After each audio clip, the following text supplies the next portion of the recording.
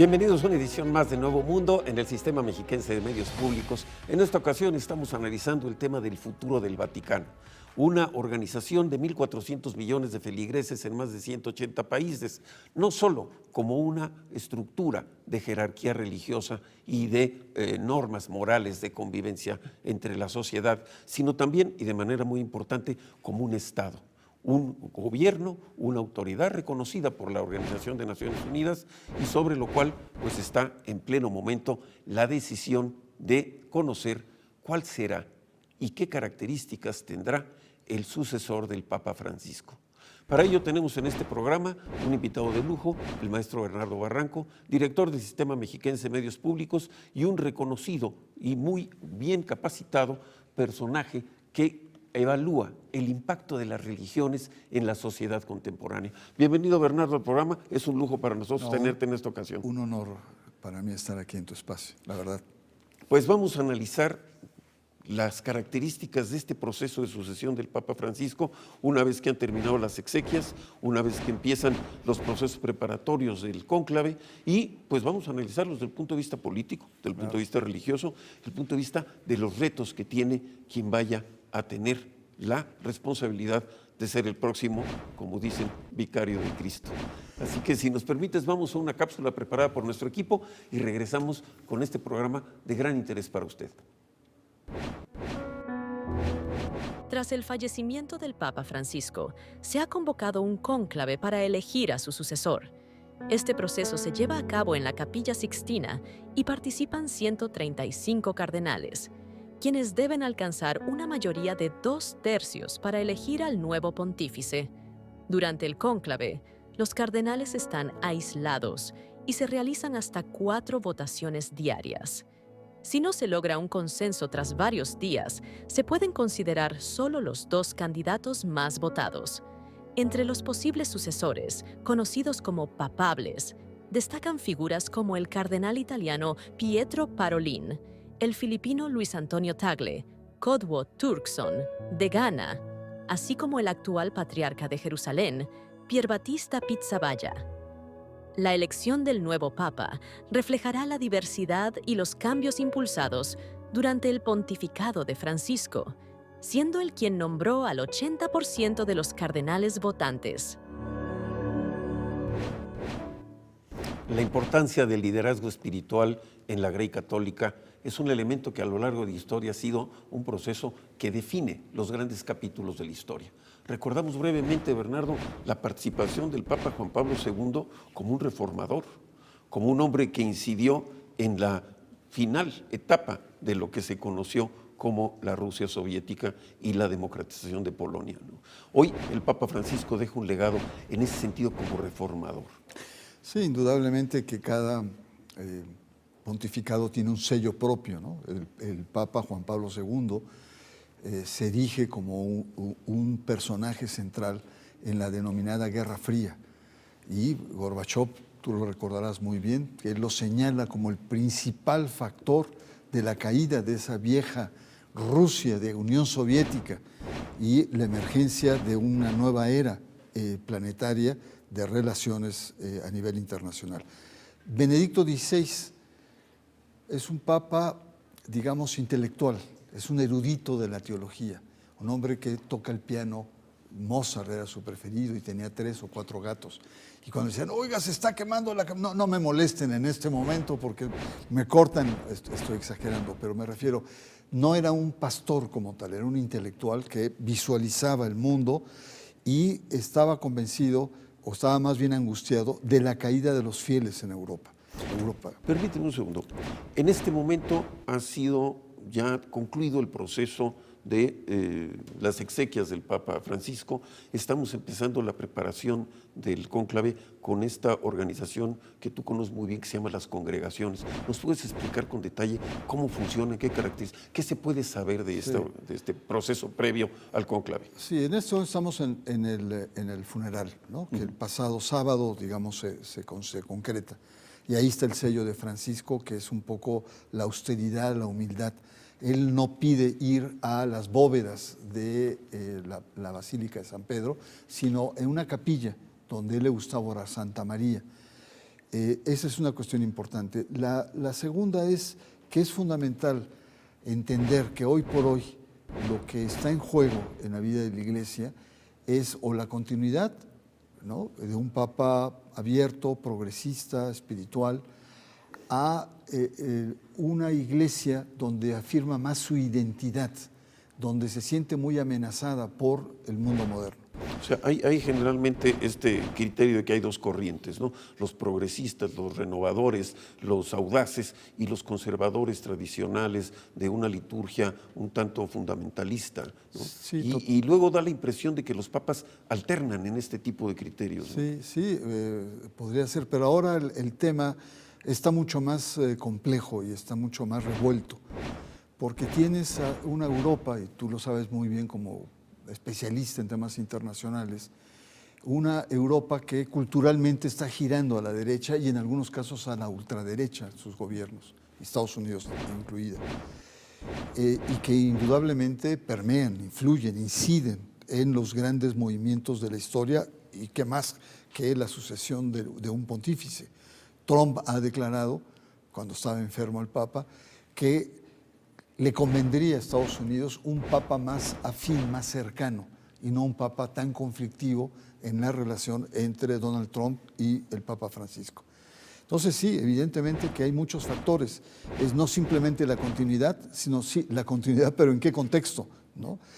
Y los sectores conservadores, que ya no son tantos, pero son muy poderosos, que lo que pugnan es precisamente el tener una iglesia que afirme su identidad, que la siente perdida en muchos momentos por la incidencia de la sociedad moderna, la cultura y la civilización moderna, incluso al grado de regresar a la misa en latín. Pero ¿qué significa el rol de la mujer, el rol de la familia, la apertura hacia los homosexuales? Es decir, esas audacias que dices que el Papa Francisco abrió, lo que plantean los conservadores es cerrarlas y bajar la cortina. En este proceso, la inquietud que tiene la opinión pública es acerca de la personalidad que va a tener el sucesor de Francisco. ¿Qué tipo de personaje hay? Y hay una máxima que dice que al cónclave el que entra papa sale cardenal. Sí. Es decir, el que entra con ese poder, pues no siempre sale con el mismo poder ya ungido como sucesor del papa anterior. Con sus excepciones. Benedicto XVI Ratzinger entró papable y salió siendo papa, ¿no? Ajá. Era el sucesor, digamos, inevitable.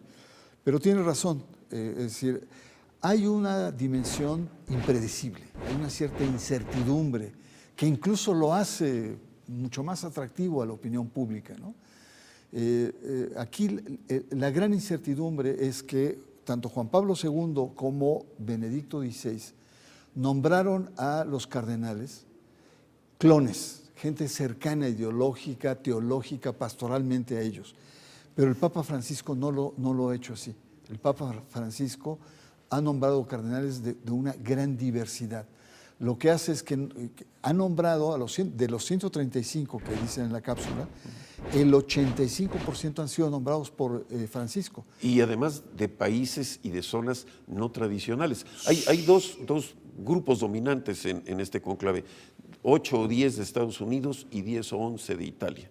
De ahí en fuera el grupo es menor por país, pero es interesante por región, siendo Latinoamérica una de las importantes y África en otro sentido. Asia, África ha crecido de manera notable, ¿no? Si antes había 10, hoy hay 20 o 25, y esto es lo que lo hace interesante.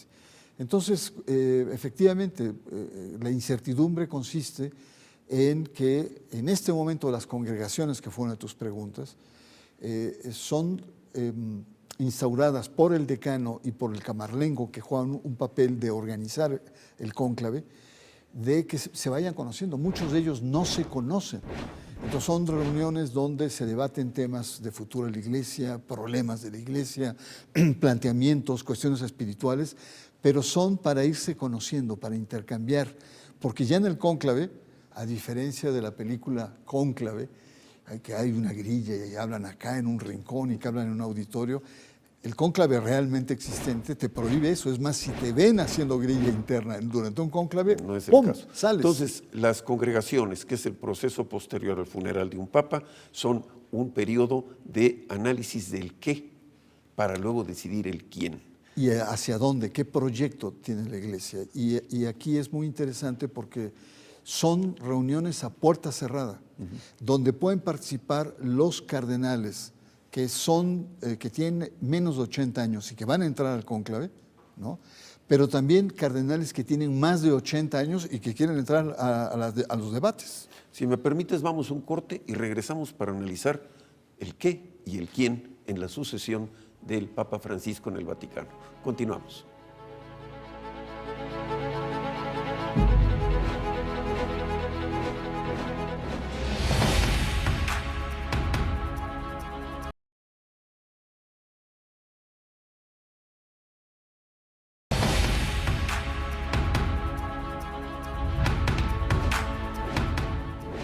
Continuamos en Nuevo Mundo en el programa que estamos dedicando al proceso de sucesión, el futuro del Vaticano, con un invitado de lujo que es el maestro Bernardo Barranco, director del Sistema Mexiquense de Medios Públicos, pero un reconocido y especialista en temas de la importancia de la religión, su trascendencia, su impacto en la sociedad contemporánea. Bernardo, estábamos analizando antes del corte el tema de las congregaciones como un periodo previo al cónclave. Me dices, las congregaciones son un periodo que tiene dos objetivos: que los cardenales que están dispersos por el mundo se reúnan, se conozcan entre sí y puedan en un momento dado evaluar quién de ellos puede ser el sucesor del Papa. Y por otro lado, el hecho de determinar la agenda, ¿no? Es decir, le van a crear un programa de prioridades al sucesor del Papa. Y en ese sentido, pues yo quisiera tu análisis del mundo que le toca al próximo Papa. Tensión política, cambios económicos, discriminación, supremacismo racial, un proceso de neoproteccionismo que va más allá del tema eminentemente económico y las tensiones que esto representa en términos de degradación del nivel de vida de la población. Totalmente. Hay que recordar que las últimas congregaciones que se hicieron, cuando Mario Bergoglio era cardenal de Buenos Aires, era que cualquiera que fuera el Papa, lo que tenía que hacer, fueron una de las conclusiones, es la reforma de la curia. Había muchos líos, escándalos, malos manejos económicos, autoritarismo, etcétera, que deciden las congregaciones, cualquiera que sea el Papa, reformar la curia, que es lo que hizo el Papa Francisco. Sobre lo que viene, pues es muy complejo, es un mundo mucho más complejo que incluso el que tuvo Juan Pablo II o incluso el que tuvo Benedicto XVI, porque ahora todo está muy revuelto todo. Una tendencia conservadora muy grande en Europa, traducida ya en gobiernos como Meloni en Italia, o la fuerza que está adquiriendo en Francia la ultraderecha. Por lo tanto, entonces, esos debates son necesarios. Y la postura de la Iglesia, por ejemplo, contra Donald Trump, ha sido tremendamente crítica. Cuando vino a México en 2016 Francisco, en el avión, le preguntaron, oiga, y la cuestión de las promesas del candidato Donald Trump en su primera aparición, y dijo sobre el muro. Sí. Con México, y dijo, aquellos que hacen muro no son cristianos. No son cristianos. Los verdaderos cristianos tienden puentes. Sí. Que fue un golpe muy duro y Donald Trump dijo, ese está a favor de los mexicanos. No, y el problema es que Donald Trump, yo creo que se cree más divino que la divinidad y más autoritario que la autoridad. Aquí el asunto es que entonces vayamos a ver un Donald Trump queriendo incidir en la sucesión. Por supuesto, del Donald Trump hay 10 cardenales estadounidenses en el colegio cardenalicio. Felizmente no todos son pro Donald Trump. E incluso el último gran acto que tuvo Francisco fue una carta dirigida a los obispos norteamericanos diciendo ustedes tienen que presionar a Donald Trump sobre la persecución a los migrantes. Entonces podemos pensar que el proceso de sucesión de Francisco podrá tener un tema de alternancia hacia rescatar valores fundamentales del clero católico, pero en lo político ser avanzado, ser progresista, ser un tanto más abierto que las posiciones conservadoras en términos políticos? Totalmente, y eso, creo que la gran virtud de Francisco fue recuperar el Concilio Vaticano II, que era un concilio de apertura al mundo moderno, a entenderlo mejor. Y la no gran condenarlo. encíclica Populorum Progressio de Pablo VI, ¿no? No, Que es la que determina, después de Rerum Novarum, ¿no? Son las dos encíclicas de definición económica, ¿no? Totalmente, y en ese sentido el Papa Francisco recupera la actitud de apertura, incluso introduce temas, la mujer, nuevo papel de la mujer, no alcanza a concretarlo, pero lo mete en la agenda, la apertura y reconocimiento a los homosexuales, a las parejas de mismo sexo, a los divorciados vueltos a casar, ¿no? Y temas centrales como migración. Francisco era un migrante, claro, y introduce el tema muy fuerte, enfrentándose no solamente a Trump, sino se ha convertido el tema antimigrante como una moneda de cambio a nivel en la derecha europea. En la derecha europea. Y el Papa era incómodo. Y otro muy importante, el tema de la ecología. La encíclica Laudato Si te plantea el tema de la ecología como un tema civilizatorio. Si no somos capaces de ir más allá con el tema del respeto a la madre tierra, que no simplemente es reciclar la basura y hacer acomodos, no, lo que decía claramente en esa encíclica es, si seguimos con nivel de consumo y de desecho en las grandes urbes, México, Sao Paulo, Nueva York, etcétera, no hay planeta que te aguante. El problema no es simplemente reciclar o manejar. El problema es el estilo de vida que digamos, que nos está llevando a ser suicidas en ese sentido. Y es un tema muy interesante en esa encíclica porque finalmente para los creyentes el primer capítulo de la Biblia es la creación de la naturaleza, claro, ¿no? Antes del ser humano. En este sentido, los posibles sucesores de Francisco están por regiones, ¿no? O sea, uno de Filipinas, uno de África, otro italiano, que es la tradición que sean italianos los papas. ¿Qué tanto va a pesar la región en términos de decisión? ¿Y qué tanto se necesita que el personaje pueda conciliar los intereses de los que tienen estos valores fundamentales del rito católico con los escenarios tan delicados que hay a nivel internacional? No, es una cuestión que forma parte de esta incertidumbre, ¿no? Si es por región, le correspondería a África, más que a Asia. Los africanos han crecido de manera muy importante, tienen más de 200 millones de católicos, es un continente que crece, y los africanos le dicen, a ver, Europa está desechada, Europa tiene una crisis de fe, digamos, radical, central, ¿no? Sistémica. América Latina, que es el otro gran reservatorio religioso, pues se están pasando, al 30% se ha pasado a los grupos pentecostales y evangélicos. Entonces, denos chance a nosotros estamos creciendo. Qué cosa tan más dramática, porque son muy conservadores los obispos africanos, son estructuras muy verticales, muy autoritarias, sí han crecido. Quizá, Bernardo, el dilema sea cómo ver una religión más positiva, ¿no? Que supere la cultura de la culpa, ¿no? Por una cultura de la superación individual. 455,000 sacerdotes para 1.400 millones de feligreses. Un problema de vocaciones, tremendo, un problema de llamado y de misión en términos de la labor pastoral de un líder que inspire a los jóvenes a seguir pues, la vida religiosa, ¿no? No, la iglesia está en crisis. Hay una línea que nos plantea que hay un descenso de creyentes a nivel del mundo. Ese sería un problema. Otro, hay una crisis también de autoridad moral, con todas las cosas de pederastia, los escándalos financieros, ¿no? Eso, y los escándalos incluso locales también. Eso demerita mucho el papel de la iglesia. Yo creo que la elección, más que de regiones, ¿no? O una visión, digamos, geopolítica, yo creo que es de personas. Por ejemplo, te pongo, en un contexto tan convulso a nivel internacional, que tú lo conoces muy bien, ¿qué se requiere? Pues un papa diplomático, como es Parolin. Parolin es un experto en la diplomacia, que por un lado pueda seguir con esta apertura de avances, ¿no? Pero al mismo tiempo sepa manejarlos frente a los diferentes estados conservadores. Sí, recordemos, el Estado Vaticano es un país reconocido, un país, y como tal su titular es un jefe de Estado, electo democráticamente, casualmente en este proceso.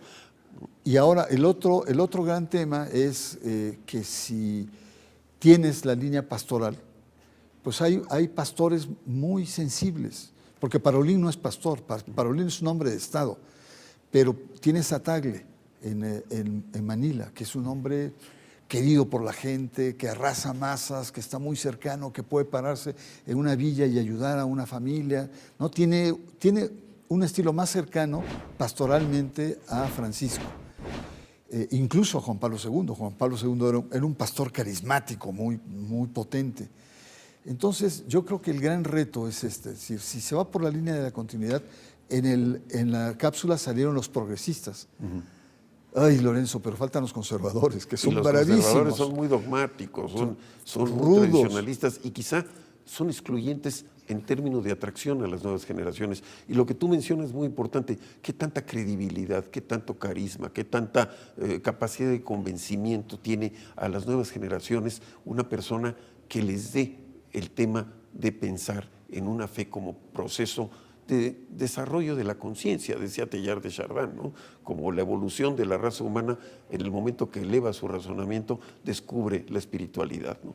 Y en ese sentido, pues se necesitan nuevos pensadores que convenzan a los jóvenes y que quizá alternen con un discurso un tanto trillado a nivel político de apropiarse de las necesidades de los pobres sin resolverlas. No los puede resolver, por más que quiera la Iglesia, es una estructura ¿Y los políticos que puede tampoco? apoyar. No, por supuesto. Yo lo que creo es que lo que está en juego ahora no solamente es conservadores versus progresistas, continuidad versus regresión. Es más complejo el asunto, ¿no? Es más complejo y tienen que tener mucha habilidad de elegir a una persona. Si es un diplomático, en el caso de Parolín, ese diplomático tiene que ser pastor. ¿De dónde lo va a sacar? ¿Quién sabe? O si es un pastor, tiene que ser un hombre de Estado al mismo tiempo. No basta, ¿no? Estamos por concluir. 133 cardenales en el colegio cardenalicio dentro del cónclave. Hombres que han dedicado su vida a la religión. Muchos teólogos de gran prestigio, especialistas en ciencias, en artes, en conocimiento, en cultura, pero sobre todo hombres que tienen una conciencia de trascendencia en términos de valor teológico, de valor religioso y de permanencia del catolicismo cristiano.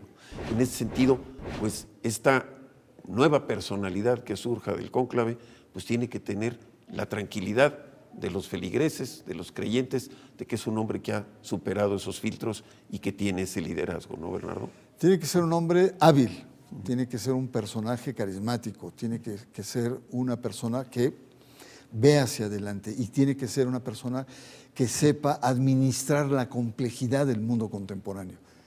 Perfil, nada fácil. Complejo. Pues esperaremos este resultado. Te agradecemos muchísimo tu tiempo, tus conocimientos, tu experiencia en este programa que hemos dedicado al futuro del Vaticano en este proceso previo al inicio del cónclave en la sucesión del Papa Francisco y del futuro de la religión católica. Gracias por estar con nosotros. Acompáñanos en la próxima edición de Nuevo Mundo, en donde, como siempre, usted no solamente es testigo, sino también protagonista.